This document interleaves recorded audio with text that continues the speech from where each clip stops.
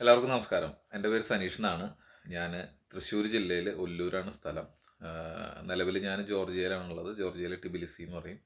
അപ്പോൾ ഞാൻ മുൻപ് ഇവിടെ ജോർജിയയിൽ വന്ന് ടാക്സി ഡ്രൈവറായിട്ടോ അതുമാതിരി തന്നെ ഡെലിവറി ഡ്രൈവറായിട്ടോ ജോലി ചെയ്യുന്നതിൻ്റെ പോസിബിലിറ്റിയെ കുറിച്ചൊരു വീഡിയോ ചെയ്തിരുന്നു. അപ്പോൾ അതിനേക്കാൾ കുറച്ചും കൂടി കാര്യങ്ങൾ ഉൾക്കൊള്ളിച്ചുകൊണ്ടുള്ളൊരു വീഡിയോ ആണിത്. അപ്പോൾ ഇത് നിങ്ങൾക്ക് ഉപകാരപ്പെടുന്നു വിചാരിക്കുന്നു. ഇത് കണ്ടിട്ട് നിങ്ങൾക്ക് താല്പര്യം ഉണ്ടെന്നുണ്ടെങ്കിൽ എന്നെ കോൺടാക്റ്റ് ചെയ്യാം. ഇതിൻ്റെ വാട്സാപ്പ് ഗ്രൂപ്പ് ഉണ്ട്. ആ ഗ്രൂപ്പിൻ്റെ ലിങ്ക് ഞാൻ കൊടുത്തിട്ടുണ്ട് താഴെ ഡിസ്ക്രിപ്ഷനിൽ. അപ്പോൾ അതിൽ നിങ്ങൾക്ക് ജോയിൻ ചെയ്യാം. അതിൽ അഡ്മിനായിട്ടിരിക്കുന്ന നമ്പറുകൾ എൻ്റെ നമ്പറുകളാണ്. അപ്പോൾ നിങ്ങൾക്ക് അതിൽ കോൺടാക്ട് ചെയ്യാം. ഓക്കെ, ഇനിയിപ്പോൾ നമുക്ക് GCCയിൽ നിന്ന് ആണ് ജോർജിയയിലേക്ക് വരാനായിട്ട് സാധിക്കുക എന്ന് ഞാൻ മുൻപ് പറഞ്ഞിട്ടുണ്ട്. അതിൻ്റെ കാരണം എന്താ വെച്ച് കഴിഞ്ഞാൽ GCC രാജ്യങ്ങളും ജോർജിയയും തമ്മിലുള്ള കരാറ് പ്രകാരം GCCയിൽ നിന്ന് വരുന്ന ആളുകൾക്ക് ഇവിടെ 90 ഡേയ്സ് ലീഗൽ ഡേയ്സ് കിട്ടും. നമുക്കിവിടെ 45 ലീഗൽ ഡേയ്സ് ഉണ്ടെങ്കിൽ തന്നെ ഒരു കമ്പനിയുടെ വർക്ക് കോൺട്രാക്ട് വെച്ചുകൊണ്ട് നമ്മൾക്ക് ഇവിടുത്തെ TRCക്ക് അപ്ലൈ ചെയ്യാനായിട്ട് സാധിക്കും. അപ്പോൾ നമ്മൾ TRC കിട്ടുന്നത് വരെ നമുക്ക് വെയിറ്റ് ചെയ്യണമെന്നില്ല. നമുക്ക് വർക്ക് ചെയ്യാനായിട്ട് നമുക്ക് വന്നാൽ പിറ്റേ ദിവസം അല്ലെങ്കിൽ ഇമ്മീഡിയറ്റ് ആയിട്ട് നമുക്ക് വർക്ക് സ്റ്റാർട്ട് ചെയ്യാം. ഓക്കെ, അപ്പോൾ ടാക്സി ഡ്രൈവറുടെ കാര്യങ്ങളാണ് ഞാനിപ്പോൾ ഈ പറയുന്നത്. ടാക്സി ഡ്രൈവറായിട്ട് വരികയാണെന്നുണ്ടെങ്കിൽ നമ്മൾക്ക് ഒന്നുകിൽ നമ്മളെ സ്വന്തം വാഹനം വാങ്ങിക്കൊണ്ടോ അതല്ലെങ്കിൽ നമ്മൾക്ക് ഇവിടെ വാഹനം വാടകയ്ക്ക് എടുത്തുകൊണ്ടോ നമ്മൾക്ക് ആരംഭിക്കാം. അപ്പോൾ സ്വന്തം വാഹനം മേടിക്കുകയാണെന്നുണ്ടെങ്കിൽ ഇപ്പം ഞാൻ പറയാം, ഒരു 2.5-3 ലക്ഷം രൂപ ഉണ്ടെന്നുണ്ടെങ്കിൽ നമുക്കൊരു കുഴപ്പമില്ലാത്തൊരു വണ്ടി കിട്ടും. അതിനേക്കാൾ കുറഞ്ഞ റേറ്റിൽ വണ്ടികളുണ്ട്, കുറച്ചുകൂടി പഴയ വണ്ടികൾ ആയിരിക്കും. ഇനി നമുക്ക് ഗ്യാസ് ഉപയോഗിച്ച് ഓടുന്ന വണ്ടിയാണ് കുറച്ചും കൂടെ ലാഭകരമായിട്ടുള്ളത്. LPG ഉപയോഗിച്ച് ഓടുന്നത്. പെട്രോൾ ഉണ്ട്, ഹൈബ്രിഡ് ഉണ്ട്. അപ്പോൾ അതൊക്കെ മോഡൽ കാര്യങ്ങളനുസരിച്ച് വിലകൾ വ്യത്യാസം ഉണ്ടായിരിക്കും. ഓക്കെ, ഇനി റെൻറ്റിന് എടുക്കുകയാണെന്നുണ്ടെങ്കിൽ നമ്മൾക്ക് 40 രൂപ മുതൽ 40 ലാറി, ഇവിടുത്തെ കറൻസിനെ ലാറി എന്നാണ് പറയുക, 40 ലാറി മുതൽ 60 ലാറി 100 ലാറി വരെയാണ് വാഹനങ്ങൾക്ക് ഒരു ദിവസത്തെ വാടകയായിട്ട് വരുന്നത്.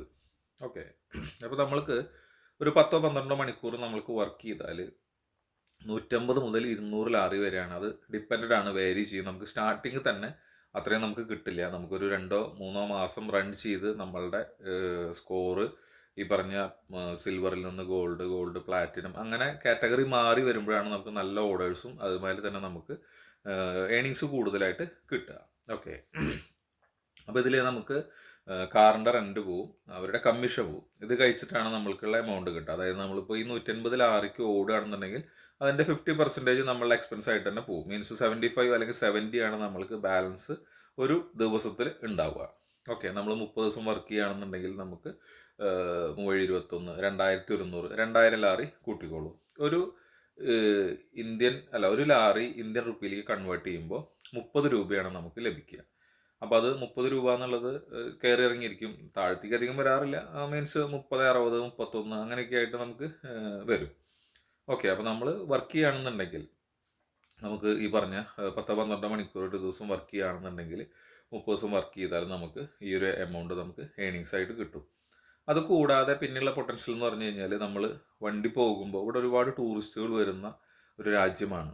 അപ്പോൾ നിങ്ങളുടെ കാറ് അതിൽ സഞ്ചരിക്കുന്ന ആളുകളായിട്ട് സംസാരിച്ച് നിങ്ങൾക്ക് അവർക്ക് പേഴ്സണൽ ട്രിപ്പുകൾ, ഇപ്പോൾ ഇവിടുത്തെ ടൂറിസ്റ്റ് ഡെസ്റ്റിനേഷനുകളിലേക്ക് നിങ്ങൾക്ക് അവരെ പേഴ്സണൽ ട്രിപ്പുകൾ നിങ്ങൾക്ക് എടുത്തിട്ട് പോകാനായിട്ട് സാധിക്കും. അത് നോർമൽ റേറ്റിനേക്കാൾ ഒരു അല്പം കൂടുതൽ മേടിക്കാനായിട്ട് സാധിക്കും. അതുകൂടാതെ നിങ്ങൾക്ക് ഈ കമ്മീഷൻ കൊടുക്കേണ്ടതായിട്ട് അതിന് വരുന്നില്ല.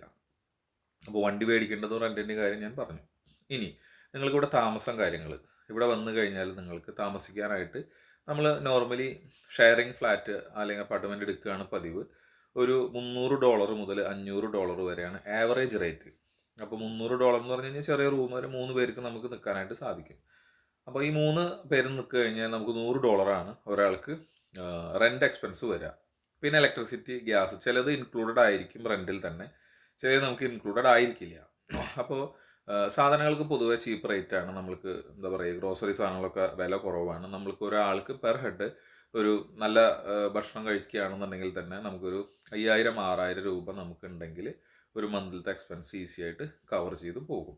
ഓക്കെ, അപ്പോൾ ഇത് വരണം എന്നുണ്ടെങ്കിൽ നിങ്ങൾക്ക് താല്പര്യം ഉണ്ടെന്നുണ്ടെങ്കിൽ നിങ്ങൾ ഇതിൻ്റെ താഴെ വാട്സാപ്പ് ഗ്രൂപ്പിൻ്റെ ലിങ്ക് കൊടുത്തിട്ടുണ്ട്, അതിൽ ജോയിൻ ചെയ്യാം. അതിൽ എൻ്റെ നമ്പർ അതിൽ കാണാം നിങ്ങൾക്ക്. അതിൽ നിങ്ങൾക്ക് എന്നെ കോൺടാക്ട് ചെയ്യാം. നിങ്ങൾക്ക് GCC വിസ ഉണ്ട് എങ്കിൽ നിങ്ങൾക്ക് ഡയറക്റ്റ് GCCയിൽ നിന്ന് ഇങ്ങോട്ടേക്ക് വരാം. അതിന് 2-3 പേപ്പേഴ്സ് ആവശ്യമുണ്ട്. ഒരു ഇൻവിറ്റേഷൻ, ഇൻഷുറൻസ്, ഹോട്ടൽ ബുക്കിംഗ്, ഇത്രയും കാര്യങ്ങൾ നിങ്ങൾക്ക് ആവശ്യമുണ്ട്. അത് നമ്മൾ അറേഞ്ച് ചെയ്ത് തരുന്നതായിരിക്കും. ഓക്കെ. ഇനി അതല്ല, നാട്ടിലുള്ള ഒരാളാണെന്നുണ്ടെങ്കിൽ, നാട്ടിൽ നിന്നുള്ള ആൾക്ക് ഇങ്ങോട്ടേക്ക് വരാനാണെന്നുണ്ടെങ്കിൽ, നാട്ടിൽ നിന്ന് വരുമ്പോൾ നമ്മൾക്ക് GCC വിസ എടുത്തിട്ടാണ് നമ്മൾ വരിക. ടൂറിസ്റ്റ് വിസയിൽ വരാം, പക്ഷേ ടൂറിസ്റ്റ് വിസയിൽ വന്നാൽ നിങ്ങൾക്ക് TRC ഇവിടെ എടുക്കാനായിട്ട് സാധിക്കില്ല. Okay, sorry.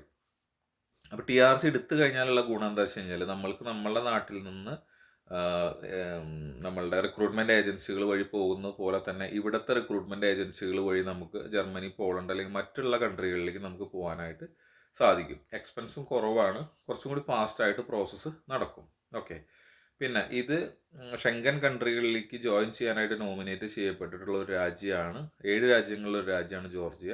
ഏകദേശം 65% ഇവരുടെ അതിലേക്ക് ജോയിൻ ചെയ്യാനുള്ള പ്രിപ്പറേഷൻസ് ഒക്കെ കഴിഞ്ഞു എന്നുള്ളതാണ് പറയുന്നത്. അപ്പോൾ അത് മേ ബി എന്നാണ് എങ്ങനെയാണെന്ന് നമുക്ക് പറയാൻ പറ്റില്ല. ഷെങ്കൻ കൺട്രിയിൽ ജോയിൻ ചെയ്യാനായിട്ടുള്ള പോസിബിലിറ്റി ഉണ്ട്. അപ്പോൾ അങ്ങനെ വരുമ്പോൾ നിയമങ്ങളൊക്കെ മാറും, വരാനുള്ള കാര്യങ്ങളൊക്കെ വ്യത്യാസമായിരിക്കും. പിന്നെ ഷെങ്കൻ യൂണിയൻ്റെ നിയമപ്രകാരമായിരിക്കും ഇവിടുത്തെ കാര്യങ്ങളൊക്കെ പറ്റുക. ലൈസൻസ് നമുക്ക് GCC ലൈസൻസോ അല്ലെങ്കിൽ ഇന്ത്യൻ ലൈസൻസോ വെച്ചിട്ട് നമുക്കിവിടെ വാഹനം ഓടിക്കാം.